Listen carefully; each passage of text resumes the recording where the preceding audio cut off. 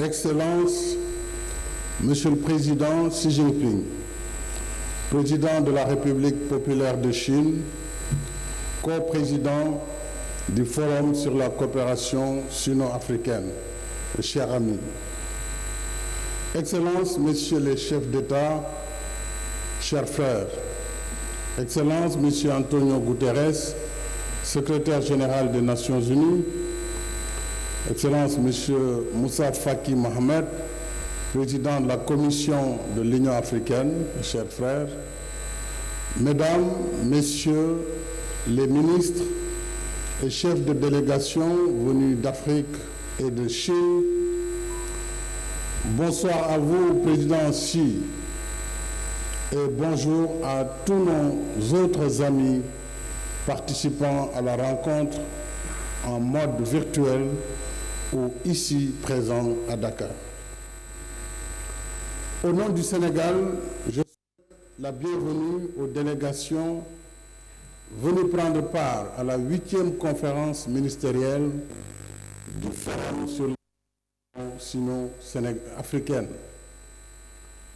Nous sommes heureux d'accueillir cette importante rencontre, 3 ans après notre dernier rendez-vous mémorable à Beijing, pour raffermir davantage la longue tradition d'amitié sino-africaine, une tradition d'amitié cordiale et de partenariat dynamique.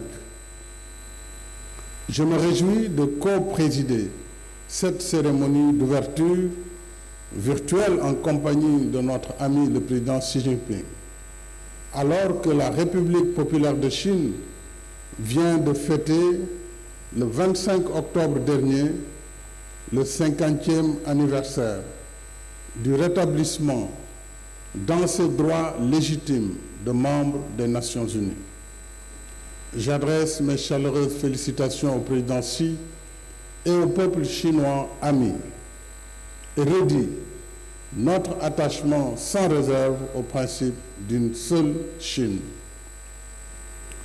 Au nom du président Xi et à mon nom personnel, je remercie les présidents Félix Antoine Tshisekedi Tshilombo, Abdel Fattah al-Sisi, Azali Assoumani et Matamela Cyril Ramaphosa, ainsi que le secrétaire général Antonio Guterres et le président de la Commission de l'Union africaine, Moussa Faki Mohamed, pour avoir répondu à notre invitation. Il y a 21 ans, l'Afrique et la Chine décidaient à renforcer et porter leurs relations historiques à un niveau supérieur, avaient établi le FOCAC comme nouveau cadre de partenariat formalisé, solidaire et mutuellement bénéfique. Depuis lors, nous avançons main dans la main, de façon pragmatique et efficace, comme en témoigne l'intensification de nos échanges commerciaux, les investissements et les nombreuses réalisations au titre de nos différents plans d'action. Mais nous voulons aller plus en avant dans notre ambition commune de parvenir à une prospérité partagée pour le bien-être de nos peuples. C'est le sens du thème de la 8e conférence ministérielle du FOCAC, approfondir le partenariat sino-africain et promouvoir le développement durable pour bâtir une communauté d'avenir partagée Chine-Afrique dans la nouvelle ère. Ce thème est assurément pertinent en raison des mutations sans cesse croissantes et des enjeux globaux auxquels nous devons nous adapter en resserrant davantage nos relations de solidarité politique et économique. C'est dans la difficulté que l'amitié trouve son test de grandeur. Notre amitié a encore été testée avec succès à l'épreuve de la pandémie Covid-19. Je remercie le président Xi Jinping pour son appui constant à nos efforts de riposte sanitaire et de relance économique. J'apprécie à sa juste mesure le soutien apporté par la Chine à l'émission par le FMI de 650 milliards de droits de tirage spéciaux. Dans le même esprit de solidarité, je souhaite que la Chine continue d'accompagner nos efforts de résilience et de relance par la réallocation partielle de ces DTS selon des modalités à convenir. Excellences, chers amis, la nouvelle ère que nous inaugurons aujourd'hui sera marquée par le plan d'action du FOCAC 2022-2024, dont la mise en œuvre contribuera à la consolidation de nos acquis pour que les fleurs du printemps de notre coopération portent des fruits toujours plus abondants. Dans cet esprit, je propose que la feuille de route de la conférence ministérielle accorde une attention particulière aux priorités suivantes. Premièrement, travaillons au renforcement de la souveraineté pharmaceutique et médicale et à la sécurité sanitaire de nos pays. La pandémie de Covid-19 a révélé des vulnérabilités communes à tous les pays. Mais l'Afrique est sans doute le continent le moins préparé à faire face aux crises sanitaires en raison de son déficit en ressources humaines qualifiées et de son retard dans les infrastructures de santé, la recherche médicale, la production de vaccins et de médicaments et l'accès aux soins. J'encourage vivement l'intensification des échanges sino-africains dans la formation en ressources humaines, la recherche médicale, la valorisation de nos médecines traditionnelles et l'investissement dans la production locale de médicaments et de vaccins.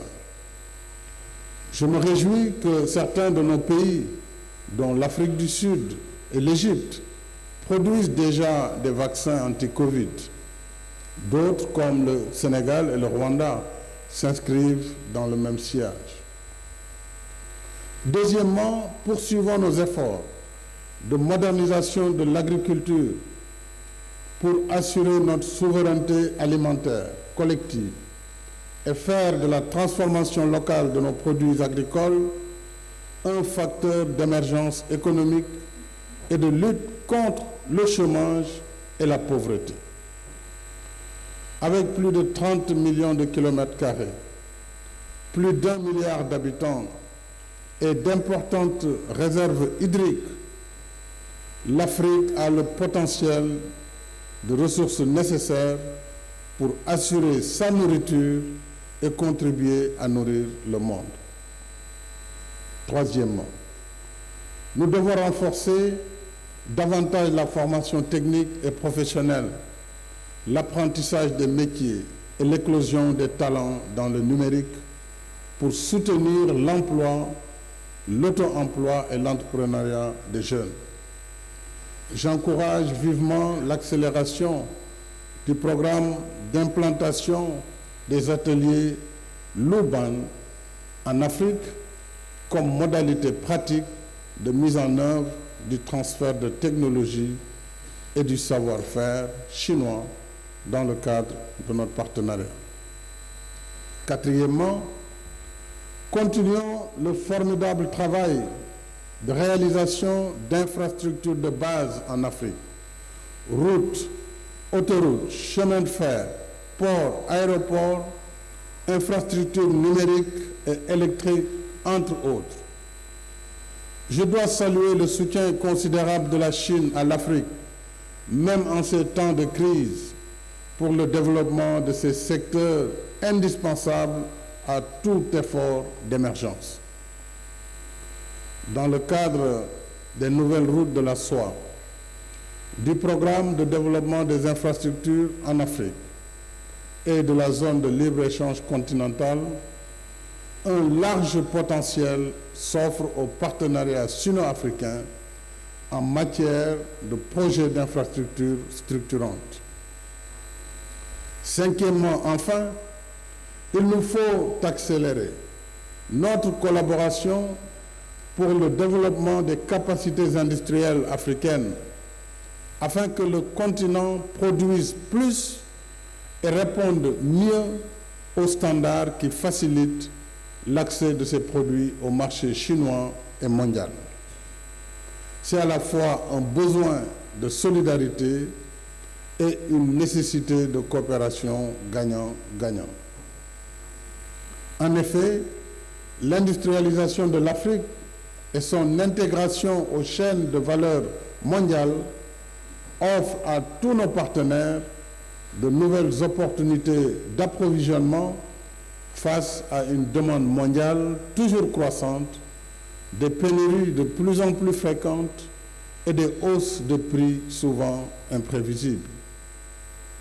En outre, comme je l'ai indiqué dans mon message à la deuxième édition de l'exposition économique et commerciale Chine-Afrique de Changsha en septembre dernier, un meilleur accès des produits africains aux plateformes électroniques chinoises contribuerait à l'augmentation du volume de nos échanges commerciaux dans l'intérêt des deux parties. Si l'on sait que la Chine et l'Afrique comptent ensemble plus de 2,5 milliards d'habitants. Au-delà de notre coopération officielle, nous pouvons également tirer davantage parti de nos complémentarités en matière de délocalisation industrielle. J'encourage par conséquent les entreprises chinoises à poser un regard plus confiant et plus optimiste sur l'investissement en Afrique.